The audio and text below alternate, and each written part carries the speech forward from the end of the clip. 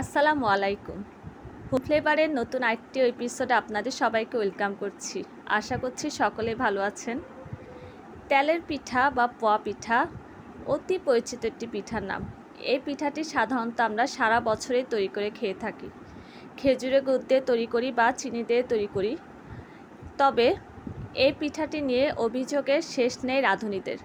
কারো ক্ষেত্রে এটা বেশি কুড়মুড়ে হয়ে যায়, কারোর আবার গোল হয় না, কারোর আবার ফুলে না, কারোর আবার তেল চিপচিপে হয়ে যায়। আশা করছি আজকের এই রেসিপিটি আপনাদের এই সব অভিযোগের সমাধান করে দিবে ইনশাল্লাহ। আমি চেষ্টা করেছি সমস্ত টিপস অ্যান্ড ট্রিক্স সহকারে আজকের রেসিপিটা আপনাদের সাথে শেয়ার করার জন্য। আশা করছি আপনারা সকলে দেখবেন।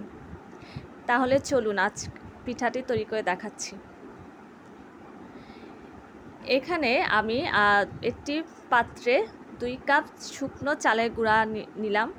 বাজারে কিনতে পাওয়া যায় সেই চালের গুঁড়াটা আমি ইউজ করেছি। নিলাম 1 কাপ ময়দা। এখানে যতটুকু চালের গুঁড়া নেবেন ঠিক তার অর্ধেক পরিমাণ ময়দা নেবেন। দিয়ে দিলাম পরিমাণ মতো লবণ, হাফ টিস্পুন দিয়ে দিলাম 2 টিস্পুন দিয়ে দিলাম পাউডার মিল্ক। এবার এগুলোকে আমি মিক্সড করছি।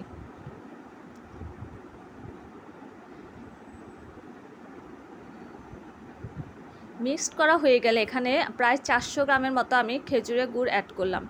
এই খেজুরের গুড়টাকে আমি একটু ছোট ছোট টুকরো করে পানি দিয়ে চুলায় জাল করে নিয়েছিলাম। এবার এখানে আমি কুসুম গরম পানি অ্যাড করছি। পানির পরিমাণটা আসলে বলার কিছু নাই, কারণ ব্যাটারটা গুলানোর পর দেখা যায় হয়তোবা একটু পাতলা হয়ে যায় অথবা ঘন হয়ে যায়, তাই আপনারা প্রয়োজন অনুযায়ী পানি দিবেন। আমি জাস্ট আপনাদের কনসিস্টেন্সিটা দেখিয়ে দিচ্ছি।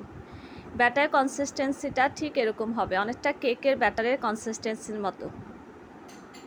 আপনারা নিশ্চয়ই বুঝতে পারতেছেন। খুব ভালো মতো ফেটতে হবে। এবার এই ব্যাটারটাকে আমি অ্যাটলিস্ট হাফ অ্যান আওয়ারের জন্য রেস্টে রেখে দিব। যত বেশি রাখবেন ততই ভালো, তবে আমি এখানে আধা ঘন্টা রেখে দিব। আধা ঘন্টা পর দেখেন ব্যাটারটা আরেকটু ঘন হয়ে গেছে।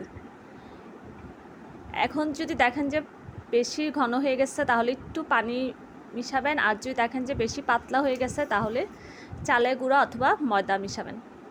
এখানে আমি চুলায় হাই হিটে একটি লোহার কড়াই গরম করে নিলাম। এবার দিয়ে দিচ্ছি প্রায় হাফ লিটার থেকে একটু কম সয়াবিন তেল। এই পিঠাগুলো কিন্তু অবশ্যই ডুবো তেলে ভাজতে হবে আর সঠিক আঁচে ভাজতে হবে, কারণ যদি কম আছে ভাজেন তাহলে পিঠাগুলো তেল চিপচিপে হবে, আবার বেশি আছে ভাজলে কালার চলে আসবে কিন্তু ভিতরে কুক হবে না। এবার যখন তেলটা ভালো মতো গরম হবে তখন চুলার আঁচ মিডিয়াম রেখে, আমি আবারও বলছি চুলার আঁচ মিডিয়াম রেখে একটা গোল চামচের সাহায্যে ব্যাটারটা ঢেলে দিব। ব্যাটারটা ঢালার উপায় হচ্ছে প্রথমে ঢালার সময় একটু নিচু থেকে ঢালতে হবে, এরপর এটা আস্তে আস্তে হাতটাকে উপরে করতে হবে। দেখবেন পিঠাগুলো দেওয়ার পরে অটোমেটিক উপরে ভেসে উঠবে। যখন পুরোপুরি ফুলে উঠবে তখন এটাকে আরেক পিঠ উল্টিয়ে দিবেন। সাধারণত প্রথমে 2-3টা পিঠা নষ্ট হয়, কারণ তেলের টেম্পারেচারটা অ্যাডজাস্ট হতে একটু সময় লাগে। তবে আলহামদুলিল্লাহ আমার প্রথম থেকেই ঠিক হয়। আজকের রেসিপিটা ইনশাল্লাহ আপনারা যদি একদম সঠিকভাবে ফলো করেন তাহলে আপনাদের প্রত্যেকটা পিঠা এরকম ফুলকো হবে। এরকম একটা ছাঁকনি দিয়ে আমি পিঠাটাকে তেলটাকে ছেঁকে নিচ্ছি। এবার এভাবে করে রেখে দিব যাতে এক্সট্রা তেলটা সরে যায়। আমি আরও কয়েকটা পিঠা আপনাদের তৈরি করে দেখাচ্ছি। তবে এই তেলের পিঠার ক্ষেত্রে কিন্তু চুলার তেলের টেম্পারেচারটা অনেক অনেক অনেক বেশি ইম্পর্টেন্ট। যখন ফার্স্ট তেল গরম করবেন অবশ্যই হাই হিটে করবেন, আর পিঠা ভাজার সময় এটা থাকবে মাঝারি আছে। দেখছেন দেওয়া মাত্রই সুন্দর মতো হয়ে যাচ্ছে, কিচ্ছু করতে হবে না। দেওয়ার পরে অটোমেটিক এটা ফুলে চুলার উপর তেলের উপর ভেসে উঠবে। যখন একটা পিঠ ভেসে উঠবে তখনই আরেকটা পিঠ আপনারা উল্টিয়ে দেবেন। যদি কম তেলে ভাজেন এটা কিন্তু একদম তেল চিপচিপে হয়ে যাবে। তাই চুলার আঁচটা যাতে ঠিক থাকে, তেলের টেম্পারেচারটা যাতে ঠিক থাকে, এটা অবশ্যই মাথায় রাখতে হবে। আর এই পিঠাটি কিন্তু একবার তৈরি করলে আপনার টাইট বক্সে রেখে দিলে প্রায় 7 দিন পর্যন্ত খেতে পারবেন একদম নর্মাল টেম্পারেচারে। আর যেদিন তৈরি করবেন তার দ্বিতীয় দিন সাধারণত পিঠাটি খেতে বেশি সুস্বাদু লাগে।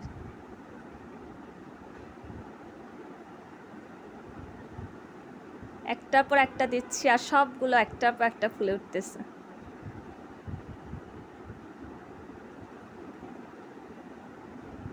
মিষ্টিটা আপনাদের পছন্দ অনুযায়ী দিবেন। যদি বেশি খেতে পছন্দ করেন তাহলে আরেকটু বেশি দিতে পারেন। অনেকে আবার ব্যাটারের মধ্যে সামান্য বেকিং পাউডার দেন যাতে ফুলে, তবে আমি কোনো বেকিং পাউডার ইউজ করিনি, আমার এমনিতেই ফুলে। তবে আপনারা চাইলে ইউজ করতে পারেন, তবে সে একদম সামান্য। তবে বেকিং পাউডার দিলে হয় কি পিঠাগুলো একটু দেখা যায় একটু ছিদ্র ছিদ্র হয়ে যায়।